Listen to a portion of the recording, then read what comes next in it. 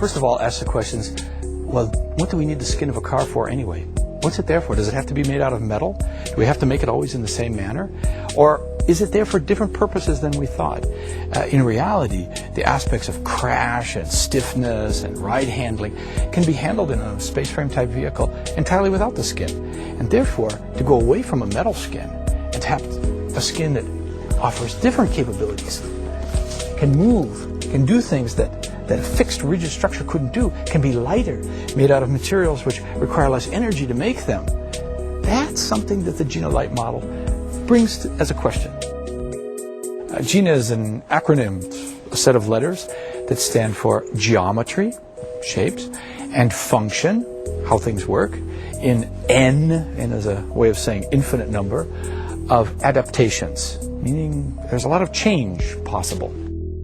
This started a whole chain of ideas within the company here that Gina became not just a model that became a shape or just about cloth as a skin. It became about a thinking process, a philosophy that said, let's do things differently. Let's let materials talk in a different manner. And let's let tooling be a different issue instead of just the way to give us form. Well, one nice thing about Gina is the materials kind of lead the way. It doesn't take very much and you get an idea exactly what this car is going to be like. For instance, to get an idea what the sculptural form is between a fender and, let's say, a wheel arch, you really only need a line around the wheels and a line more or less where you want the fender to be, and you'll let the material do the talking in between. And then, just like you would if you were getting a suit made, you made the first mock-up, you made the first forms and patterns, you sewed it up, you tried it out, made another one a little bit closer, and when you finally got the final one, zip, you put it on. It takes about 2 hours to put the skin on this car.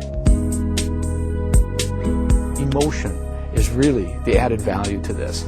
I mean, one way is saying you get better function or you get better alternative ways of doing things, but really we want to achieve a higher emotional plane out of this.